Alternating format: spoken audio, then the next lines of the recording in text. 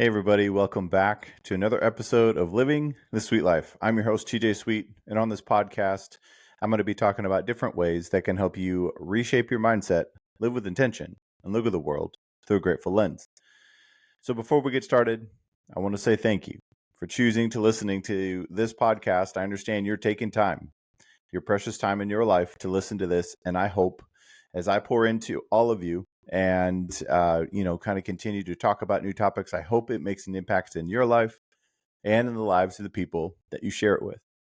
So while we're here, I want to remind you to go ahead and hit that subscribe button so that you get notified when these episodes come out every Monday.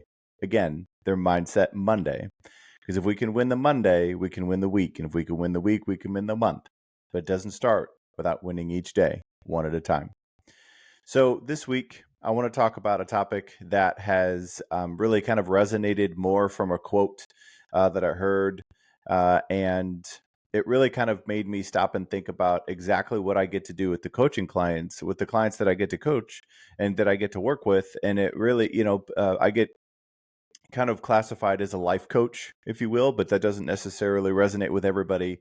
But it really is, I kind of help people get from where they are to where they want to be, whatever that is. I have tools, resources, experiences, and different ways to help you think about what is going on in your life, make you kind of sit down and understand what is possible for you and the steps required to get you from where you are to where you want to be. But that starts with the belief that it's possible. So I'm going to be kind of talking a little bit about this quote throughout this episode, but also just kind of giving you a breath of just belief and hope in yourself that you're somebody who listens to podcasts, who wants to get better, who is growing and is getting better.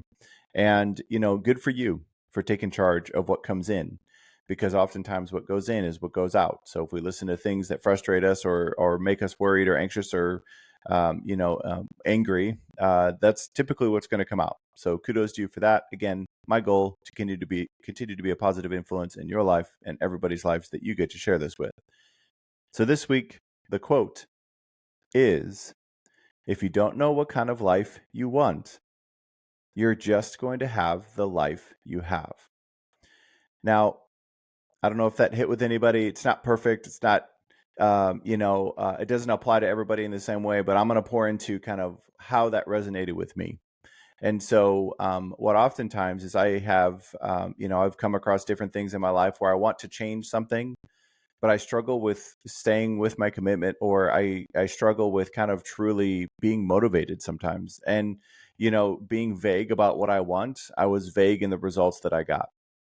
And, it's really kind of simply, through self-reflection that I've been able to kind of think about this differently and kind of incorporate it more with purpose and, really starting with belief. But, the simple way to put this is to kind of reframe that quote is, if you're often struggling with not knowing how to get what you want or have the life that you want or the relationship that you want, it's because you're focusing just on the problems and not actually the outcome you want. Now, the problems are a stepping stone to the life that you want, but oftentimes we get caught up in just focusing on the problems. So, it's important to kind of stop and think about, if you want a certain area of your life to be better, when you say better, it really doesn't inspire anything. It doesn't inspire effort. It doesn't give you measurements or milestones. And so really, what does better look like? And so one of the things that I'll offer to you for free that's on my website is it's a wheel of life assessment that really kind of helps you think about where you are in every area, in multiple areas of your life, and then rank it from 1 to 5. And what, not necessarily say, it's a 3 now, but I want it to be a 5. Well, what is a 3 and what is a 5? Right. So but if you're completely happy with certain areas of your life, please, this quote is not about that. It's not about settling. It's not about saying that the life that you have is not great. But if you feel like there's a section, a part of your life that is not where you want it to be, if you don't know what you want it to be, then how will it ever really change and become that? Right. And again, we've talked about this multiple times. It's not really just about the outcome of being there. It's about becoming the person who's aware that you're in a new place. And this is the mindfulness and the gratitude, the optimism and hope that we talk about, is being in a new place starts with recognizing where you are and then believing that something new is possible. So I talk a lot about optimism, but it's also a matter of belief.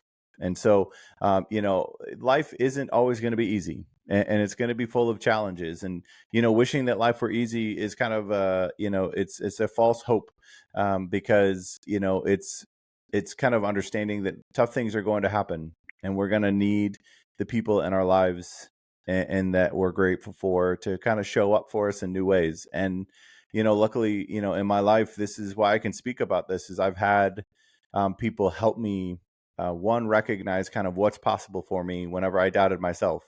But it also helps me realize that I have people in my life that are counting on me, that believe in me. And I want to do this for them as much as I want to do this for me. And I want to do this for everybody else that I get to make this impact for. So once you attach purpose in the people that you love and that you're grateful for to what you're doing, you start thinking more about what you want and less about the problems and the things holding you back, because those are just things in the way. It's not anything stopping you. And so, there's obviously the busyness of life. It's easy to kind of lose sight of the bigger picture and get caught up in just kind of going through day to day. And all of a sudden, you stop and think, oh my gosh, what happened to the week? What happened to the month? What happened to the year? Okay. And so, but finding purpose through what you're doing and kind of attaching meaning in the people that you love, it kind of helps you really think about what is the life you want. Because if the life you want jeopardizes who you have, then maybe it's time to stop and think about what is it that you want, and is what you want what you've always wanted, or is it what you felt like you deserved? And so there's a lot of times it's self-limiting beliefs when we don't feel like we're worthy of something better, because we've been conditioned to think that we deserve less, or that someone or something is too good for us. And that's kind of rooted in this uncertainty of worthiness and deserving, of which I'm sure I'll talk about at some point. But this is one of the topics I talk a lot about with the clients that I get to work with, is really kind of this sense of worthiness first, this sense of deservingness first. Because once we move past that, I don't deserve this, or whatever the thing is, then once we start to move past that, then we actually start to open up possibilities, then open up opportunities in our brain. So really, again, like I've talked about, so kind of discovering a couple different things here. So really, discovering your purpose is really kind of rooted in a why, right? And so why do you want the new life? Not just what do you want, but why, right? And so find that driving force that fuels your actions and propels you forward towards your goals and keeps you focused on what you want and less on the problems.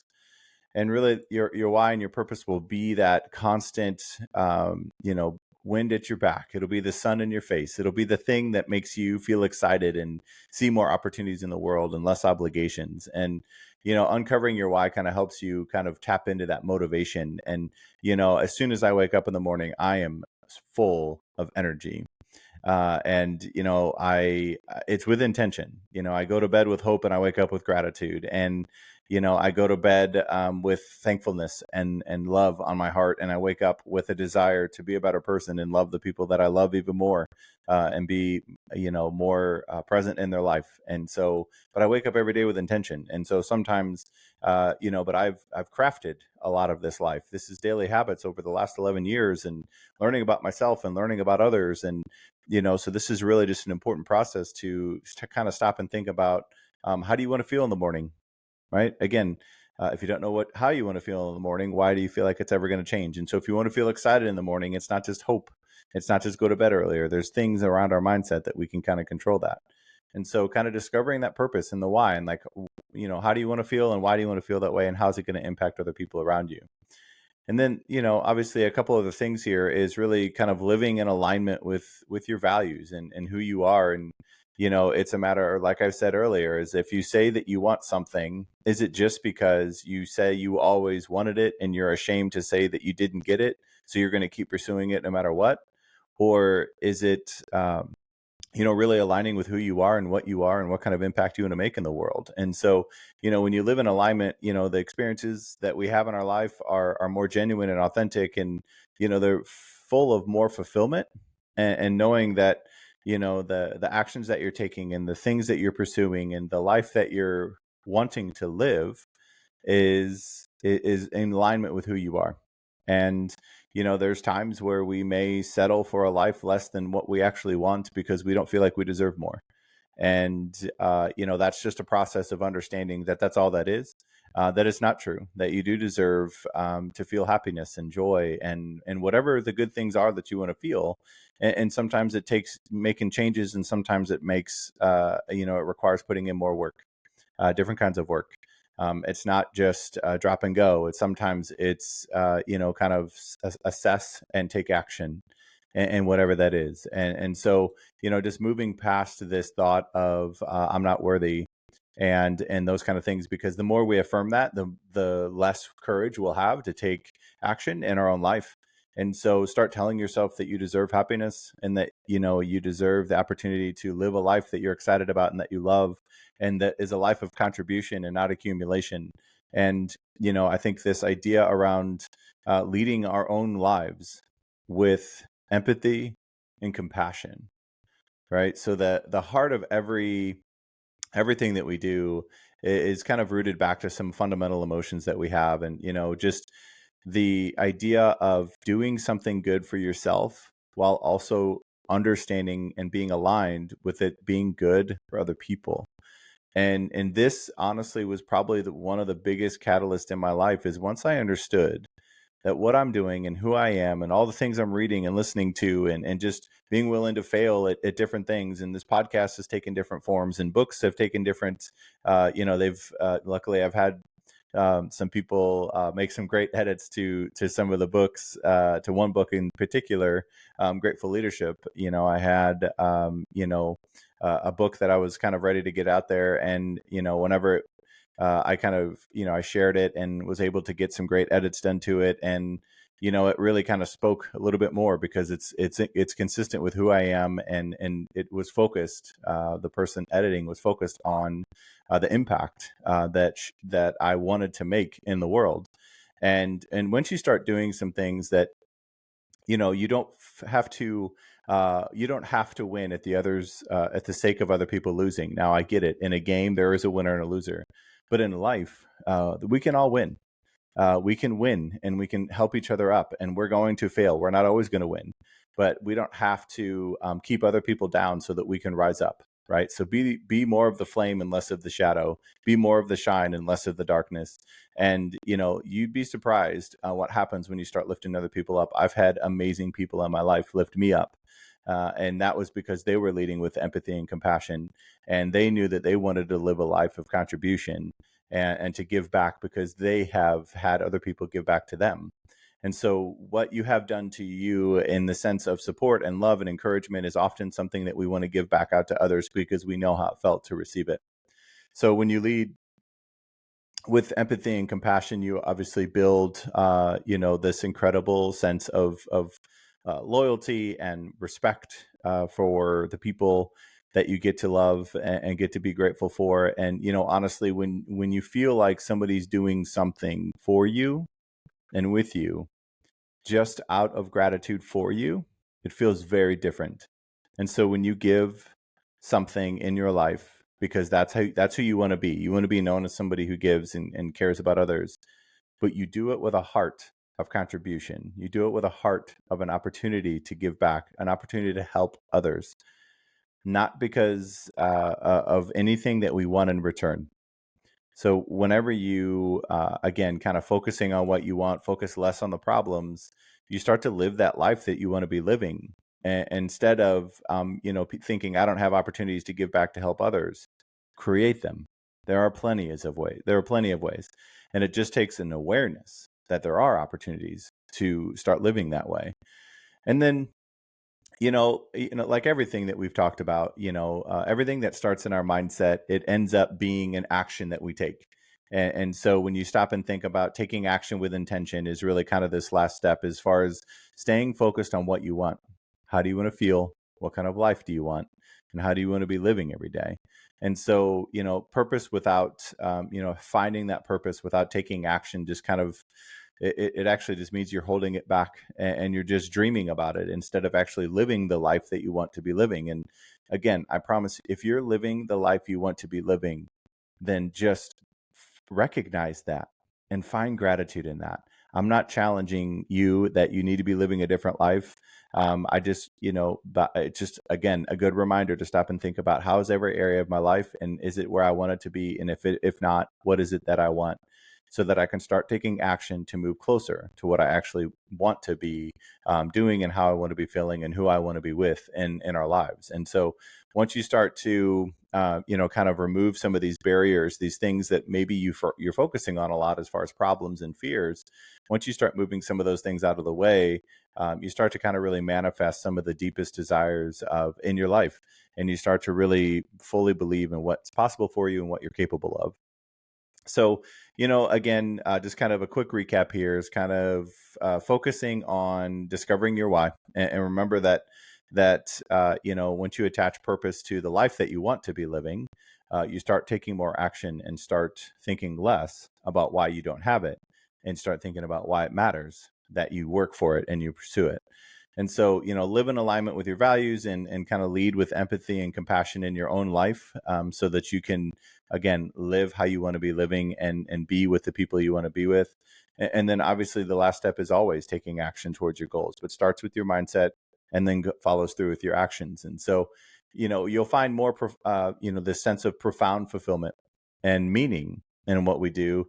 And, you start to recognize the value and the impact that you have in the lives of other people when you start thinking about what you want, who you are, and how you want to make an impact in the world. So, dream big when you talk about the life that you want to be living.